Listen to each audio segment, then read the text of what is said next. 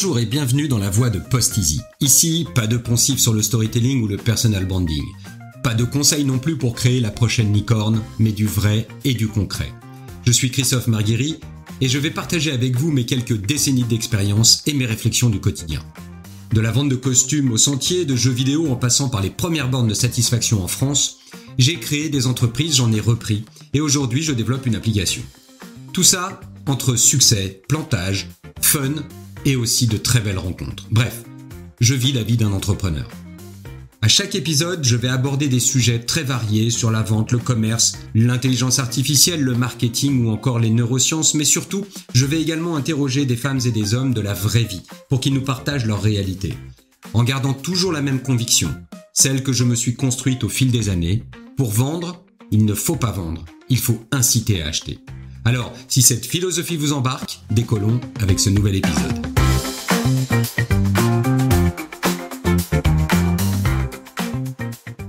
Bienvenue dans ce nouvel épisode de la voie de PostEasy. Aujourd'hui, nous allons plonger au cœur d'un concept essentiel, mais souvent méconnu, que j'ai appelé la jauge d'envie d'acheter.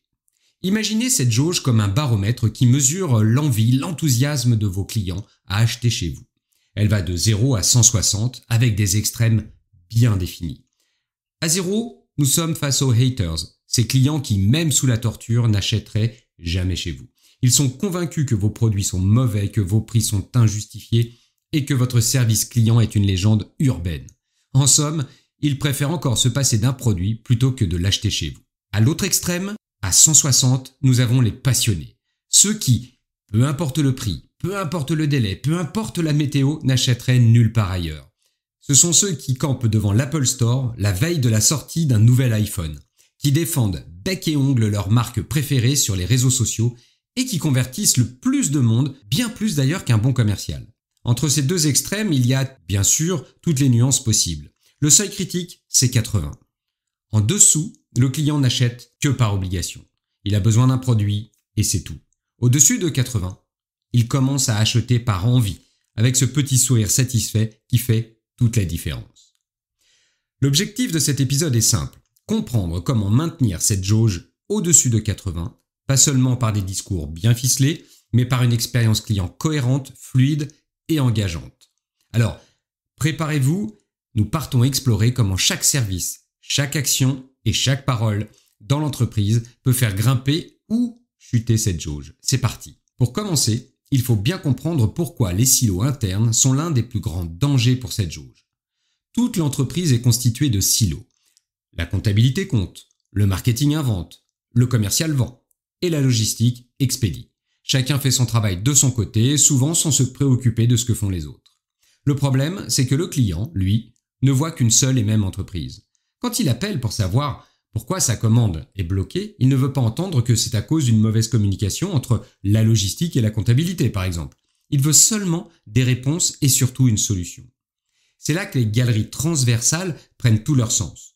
Plutôt que d'essayer d'abattre les silos, ce qui serait aussi réaliste que de demander à un chat de s'entendre avec un chien, l'idée est de créer des connexions efficaces entre eux. Un peu comme des tunnels secrets permettant à l'information de circuler librement et d'éviter les blocages. Le but est que chaque service comprenne que son rôle ne se limite pas à ses propres objectifs, mais à maintenir la jauge au-dessus de 80.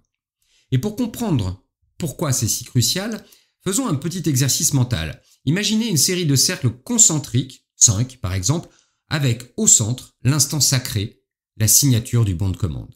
C'est le moment où le client décide d'acheter, où il sort sa carte bancaire. Maintenant, demandez à chaque service de se positionner sur ces cercles. 0, c'est le moment où le client achète. 5, c'est l'endroit le plus éloigné de cet instant-là. Eh bien, mon expérience montre que le résultat est souvent un désastre. La comptabilité se met en périphérie, la logistique hésite, le marketing se place vaguement entre les deux. Chacun voit l'acte d'achat comme quelque chose qui relève exclusivement du commercial. Le problème, c'est que cette distance perçue par chaque service par rapport à l'achat crée un sentiment d'irresponsabilité. Chacun se dit que ce n'est pas son problème. Et pourtant, si l'on remplace l'action qui est au centre de ces cercles concentriques, prenons par exemple la livraison ou la facturation, le résultat va être le même. Chaque service continue de se voir comme périphérique et déconnecté des autres. En quoi le commercial est-il responsable de la livraison ? C'est pour cette raison qu'il faut absolument remplacer dans l'image collective ces cercles par une fleur. Chaque service est un pétale. Plus ces pétales sont harmonieux et alignés, plus ils attirent le client, qui est ici avec notre fleur représentée par le pollinisateur, l'abeille. Et pourquoi ? Parce que la fleur a besoin d'attirer cette abeille pour survivre. Sans pollinisation, pas de variété, pas d'autres fleurs. Eh bien, si un seul pétale est fané, c'est toute la fleur qui perd de son attrait et forcément de sa pollinisation. C'est la même chose pour l'entreprise. Si un des pétales est fané, l'envie d'acheter est en chute libre, la jauge d'envie d'acheter descend vers le zéro et c'est toute l'entreprise qui en pâtit. La beauté de cette métaphore, c'est qu'elle montre que chaque service a son rôle à jouer, mais que tous doivent être alignés autour d'un même objectif. Maintenir la jauge d'envie d'acheter au-dessus de 80. C'est un peu comme un orchestre. Au lieu de jouer chacun dans son coin, tout le monde suit la même partition, mais surtout suivent le chef d'orchestre. Et ce chef, c'est le client, son expérience, pour en générer une harmonie qui est l'envie d'acheter. Mais pour que cette expérience fonctionne, il faut 2 piliers essentiels. La confiance et la crédibilité. La confiance, elle attire le client. La crédibilité, elle le convainc d'acheter. C'est un peu comme lors d'un premier rendez-vous. Le sourire inspire confiance, mais ce sont les actes et le discours qui vont installer la crédibilité. La confiance repose sur l'image perçue, le discours, les valeurs, la cohérence. La crédibilité, elle, s'appuie sur des preuves tangibles, des témoignages, des résultats concrets, le respect des engagements. Prenons l'exemple d'Apple. J'aime bien prendre Apple parce qu'il y a tout et son contraire. On peut aimer ou détester, on peut être à 0 ou à 160, mais personne ne remet en question leur crédibilité quand il s'agit de livrer des produits qui fonctionnent, avec un service après-vente irréprochable et une prise en considération du client souvent inégalée. Tout cela nous amène à un couple aussi indispensable que souvent conflictuel, le marketing et le commercial. Le marketing attire, il inspire confiance avec des contenus bien pensés, une image bien léchée, des produits bien construits et une logique de gamme adaptée. Le commercial, lui, transforme cette confiance en acte d'achat par des preuves concrètes et un discours adapté. Il est bien évident qu'aujourd'hui, l'acte d'achat n'est plus le même qu'il y a 50 ans. Aujourd'hui, le client arrive avec des connaissances parce qu'il est allé s'intéresser aux produits bien avant d'acheter. 65% des clients disent qu'ils vont d'abord sur Internet avant même de parler à un commercial. L'erreur classique est de les opposer. Le marketing reproche au commercial de ne pas prendre en compte la stratégie et le commercial accuse le marketing de vendre du rêve. Le commercial de dire « Les gars, si on vend rien, vous n'êtes pas payés ». Et le marketing de leur dire « Mais si on n'est pas là, t'as rien à vendre ». Aujourd'hui, l'objectif est de casser ces 2 silos pour aller réunir ces 2 équipes pour justement s'occuper de la jauge d'envie d'acheter du client. On parle beaucoup de contenu. Le contenu aujourd'hui est roi. Avant, c'était le client est roi. Aujourd'hui, le contenu est roi. C'est-à-dire que les articles, les vidéos, les témoignages, tout doit être cohérent, maîtrisé et structuré. Le contenu doit non seulement attirer l'attention, mais aussi engager et convaincre. Ce qui est intéressant, c'est que le contenu n'est pas seulement écrit ou en vidéo, il est aussi parlé. Et surtout, ce contenu est parlé par l'ensemble des collaborateurs de l'entreprise. Le contenu est roi parce qu'il correspond à l'ensemble des intervenants et des protagonistes de l'entreprise. Prenons l'exemple de GoPro qui est allé encore plus loin puisque toute sa stratégie de contenu repose sur les vidéos créées par les utilisateurs. Ce sont les clients eux-mêmes qui vont créer le contenu de l'entreprise. Et ce contenu, il est authentique, crédible.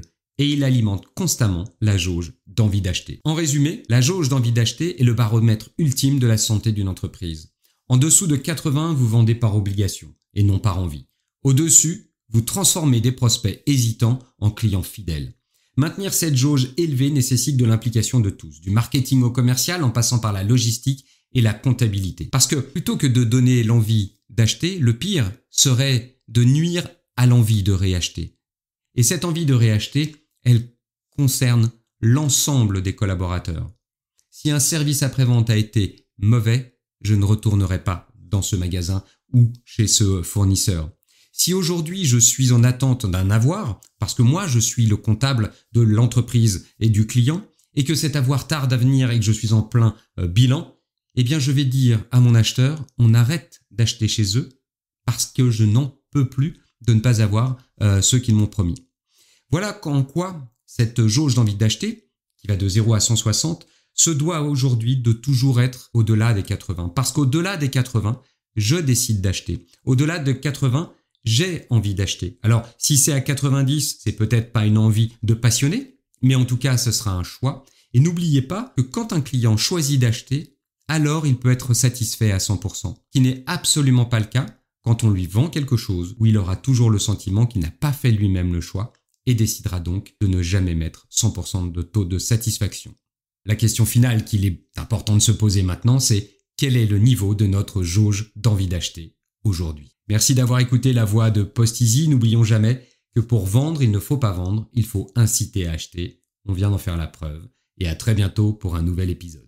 J'espère que cet épisode vous aura inspiré parce qu'il est fait pour vous transmettre des informations et des idées pour que vous puissiez vous-même agir.